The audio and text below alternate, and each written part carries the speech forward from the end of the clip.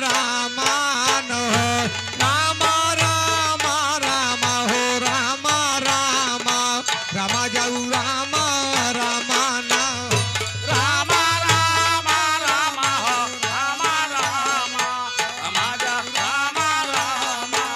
हो राम राम राम हो राम राम राम राम हो।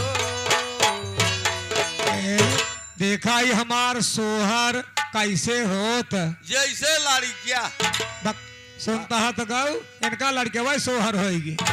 जब लड़कियां पैदा भय सोहर होत यह देखे परमादरी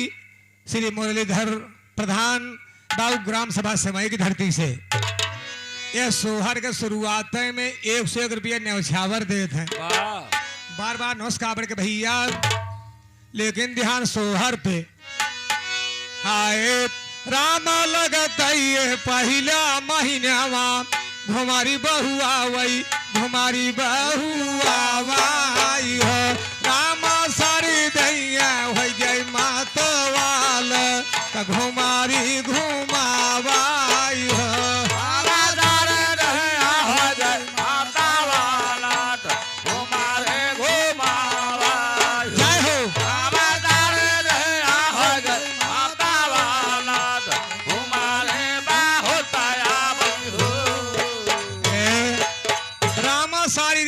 मतवाल घुमारी बहुत आवाज हो ये तो पहले महीना खाल रही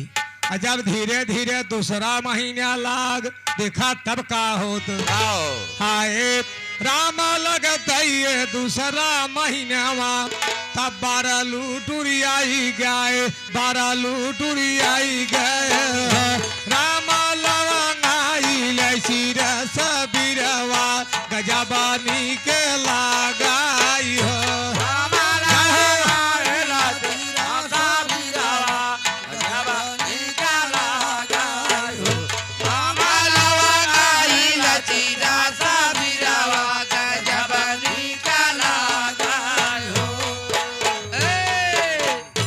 देखें राम कृपाल आप दुवरी के पावन धरती से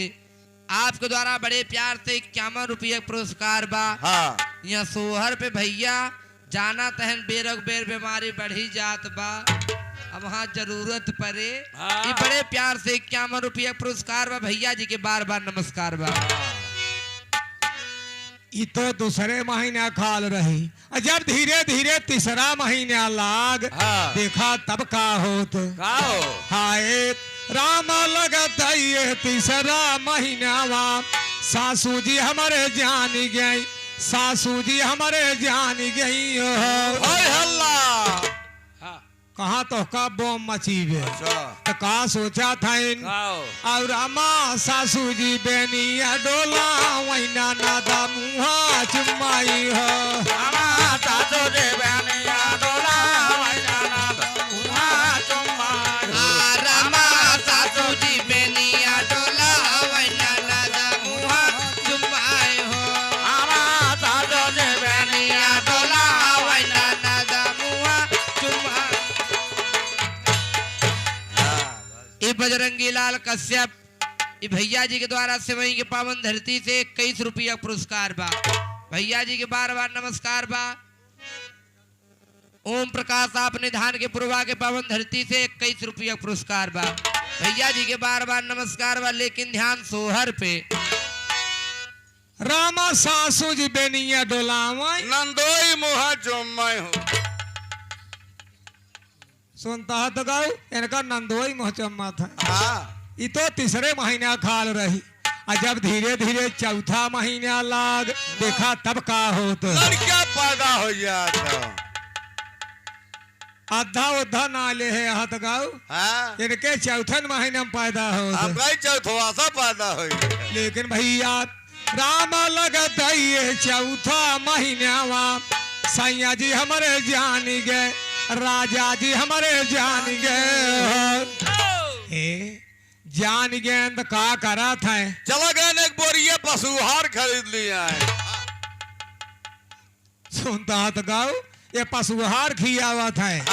देखा दुल्हन बलहन के इनके कहे नकल जिन टीप जाओ ना अपने अपने मालिक से झगड़ा करा आई रहन कपिलिया पास हार बिताया लेकिन भैया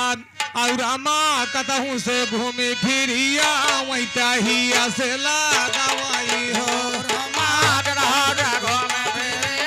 वैतहिया से लगावाई हो रामा कतहूँ से घूमे फिरिया वैतहिया से लगावाई हो। ये देखे अनिकेत शर्मा हमरे बाल भगवान कैथौली के पावन धरती से करथौली के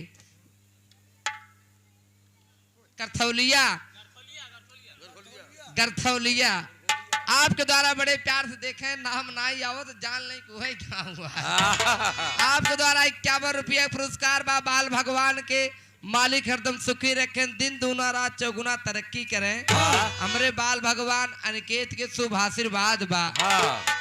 लेकिन भैया ध्यान सोहर पे रामा कतहूँ से घूम फिरिया वही अहिया से लगावा हो इ तो चौथे महीना खाल रही और जब धीरे धीरे 5वां महीना लाग देखा तब का होत हाय राम लगत ये 5वां महीना पड़ोसिन सब जान गई गोतिन सब जान गई हो ए अब बेरक बेर बीमारी बढ़ी जात तब पड़ोसन क्या सोचा था और अमान उठी गोती निर्माना वही गारा भागीरी जाते हम हो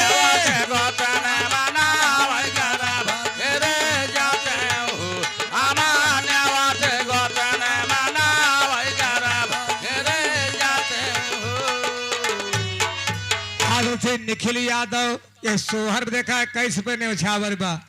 बार बार नमस्कार पढ़ के भैया के सही बात है कि पड़ोसिन के भला चाहा थे लेकिन भैया अब धीरे धीरे 6वां महीना लगा था आए राम लगत ये 6वां महीना तब नैहरे खबर गई और नैहरे खबर गई हो नैहरे चिट्ठी लगा दे अवर यही रहन पोस्टमैन जवन लेके गर तो का सोचा था और रामा नहीं है ना गाड़ी है ना भाव वैसा रामा हमारे आवाई हो